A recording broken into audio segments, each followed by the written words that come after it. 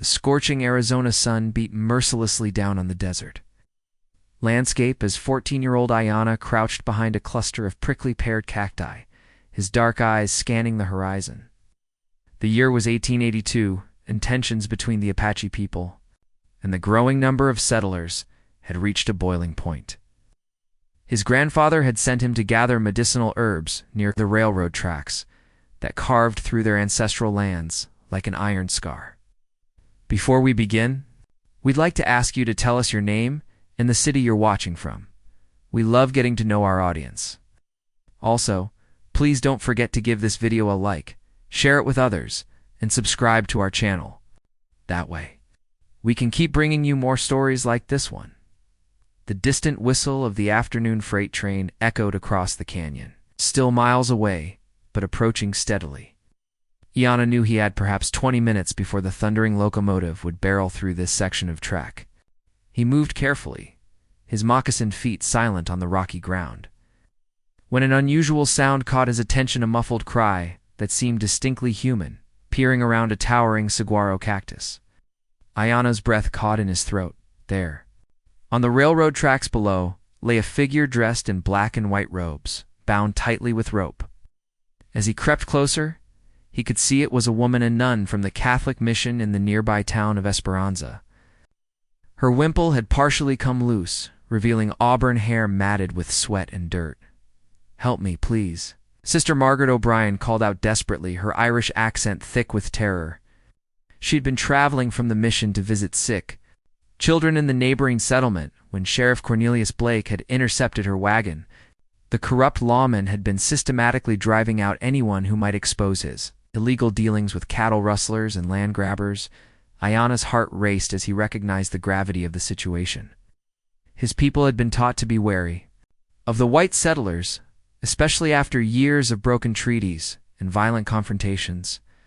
Yet here was an innocent woman facing certain death, and every fiber of his being rebelled against allowing such injustice to occur. The train's whistle blew again.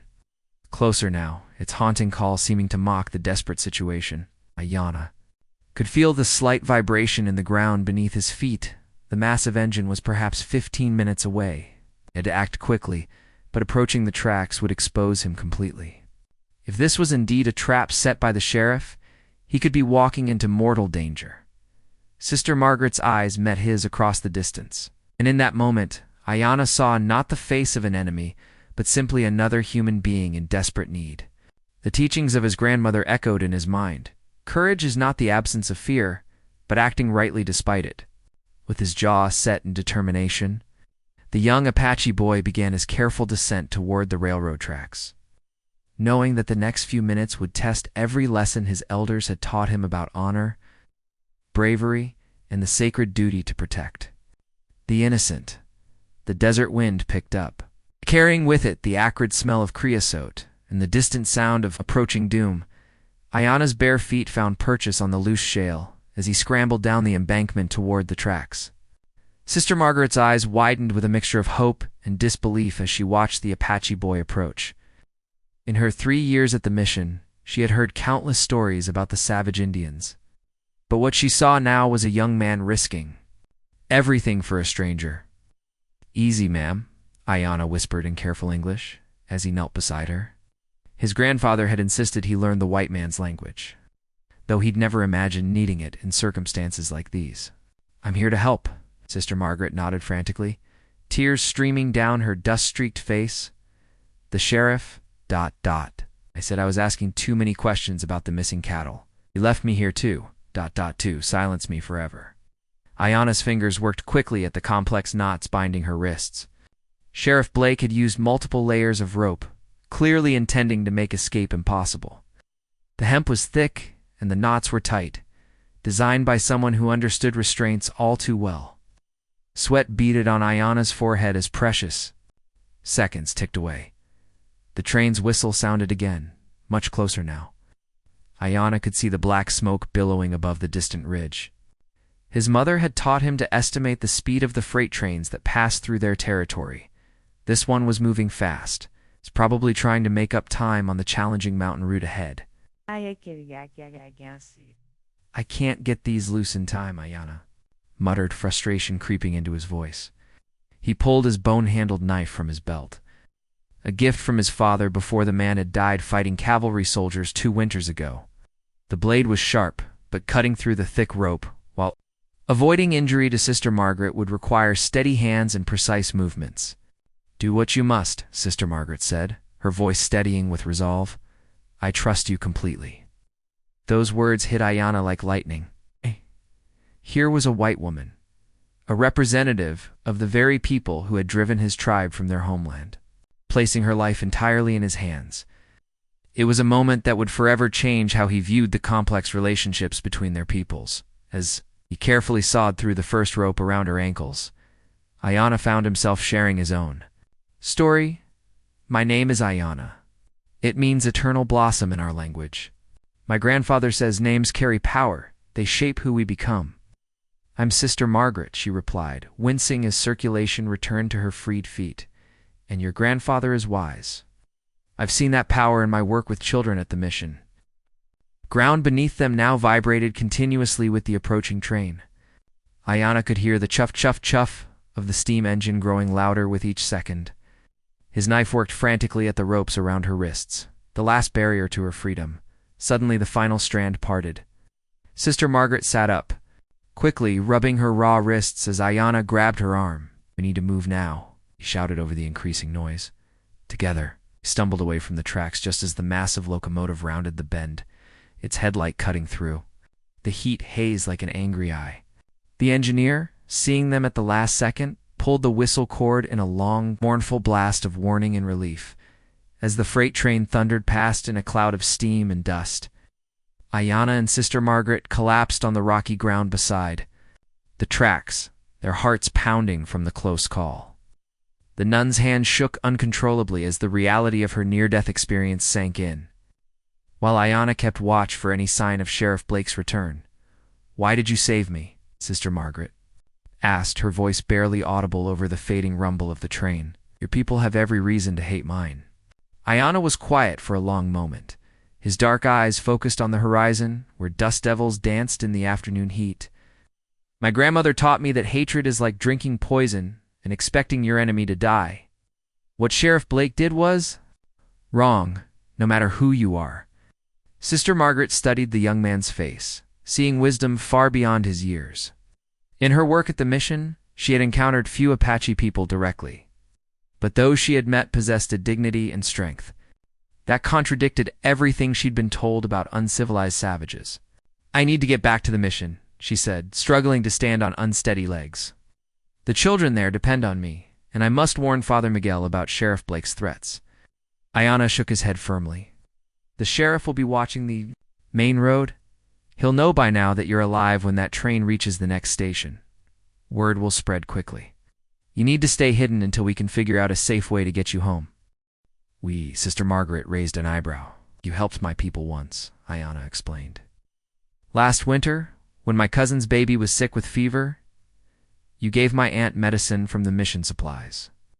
You didn't ask questions or demand anything in return. My family remembers kindness." The nun's eyes widened with recognition. "Little pale moon, ... Is she your cousin?" Ayanna nodded. "She lives because of you. Now it's my turn to help." As the sun began its descent toward the western mountains, painting the desert in shades of gold and crimson, Ayanna led Sister Margaret to a small cave hidden among the red rocks. His grandfather had shown him this place years ago, a natural shelter that had protected travelers for generations. "Wait here," he instructed.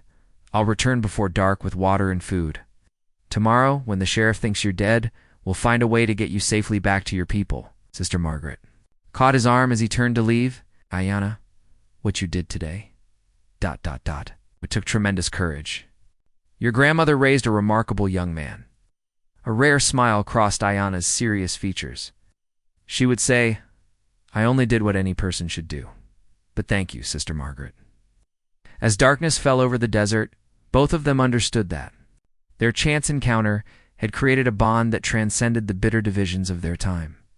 In a world where Apache and white settlers were often portrayed as natural enemies, they had discovered the fundamental truth that compassion and justice No, no racial boundaries. The stars emerged one by one in the clear desert sky, bearing silent witness to an unlikely friendship that would soon challenge the very foundations of prejudice and fear in the territory of Arizona. 3 days later, the town of Esperanza buzzed with tension as word spread that Sister Margaret O'Brien had miraculously survived what everyone assumed was a fatal accident. Sheriff Blake's face grew ashen when he saw her walking down Main Street flanked by Father Miguel and a delegation from the territorial government that had arrived to investigate reports of corruption. Ayanna watched from the shadows of the general store as Sister Margaret presented her testimony to the federal marshal. She spoke with calm conviction about Blake's threats and his admission of involvement with cattle rustlers. When asked how she had escaped certain death, she simply said that an angel had appeared to help her, ever mentioning that her rescuer was a young Apache boy. The marshal's investigation moved swiftly. Within hours, they had uncovered evidence of Blake's illegal dealings, including forged bills of sale and a secret account at the territorial bank. Local ranchers who had lost cattle came forward to testify. No longer afraid of Blake's retaliation, that evening, as Blake was led away in shackles, Ayanna met Sister Margaret at the old oak tree behind the mission. The setting sun cast long shadows across the desert, and the air carried the promise of an approaching storm. "I kept my word," she said softly. "I never revealed your identity." Gianna nodded his appreciation. "My grandfather says that true strength sometimes lies in remaining invisible, letting justice flow like water around obstacles rather than trying to break them with force." Sister Margaret reached into her satchel and withdrew a leather-bound book. "I want you to have this. It's a journal where I've recorded the medicinal plants and healing practices I've learned from your people and mine. Knowledge shared becomes more powerful." Ayanna accepted the gift with reverence. "I will treasure this and share it with my grandmother. She would be honored to learn from your wisdom as well." As they spoke, a young Apache woman approached hesitantly from the desert. Ayanna's face brightened with joy as he recognized his cousin, Pale Moon, now healthy and strong. Behind her walked an elderly Apache Manayana's grandfather, Silver Wolf. "We heard what happened," Silver Wolf said in Apache, his weathered face showing deep pride. "Word travels fast among our people when one of us performs a brave deed." "Sister." Margaret bowed respectfully to the elder, having learned some Apache customs during her time at the mission. "Your grandson saved my life, and in doing so, helped bring justice to many people who were suffering under Sheriff Blake's corruption." Silver Wolf studied the nun carefully, then spoke in English. "My grandson chose the path of honor. In our tradition, when someone saves a life, they become responsible for that person's well-being. But I think you two have become responsible for each other." Over the following months, an unprecedented cooperation developed between the mission and the Apache community. Sister Margaret became a bridge between the two cultures, helping to arrange peaceful trading relationships and establishing a small school where Apache and Mexican children learned together. Ayanna served as a translator and cultural guide, his courage during the railroad incident having earned him respect from both communities. The territorial government is grateful for Sister Margaret's testimony that had exposed corruption in their ranks, granted the Apache band rights to a portion of their ancestral land. Small but significant victory in an era of displacement and broken promises. Years later, when Ayanna had grown to become a respected leader among his people, and Sister Margaret had founded a network of schools throughout the territory, they would often reflect on that fateful day when prejudice gave way to compassion, and how a single act of courage had rippled outward to change countless lives. The desert wind still carries their story, a testament to the truth that heroism isn't about the color of one's skin or the beliefs one holds, about the willingness to act with justice and mercy when faced with the choice between right and wrong.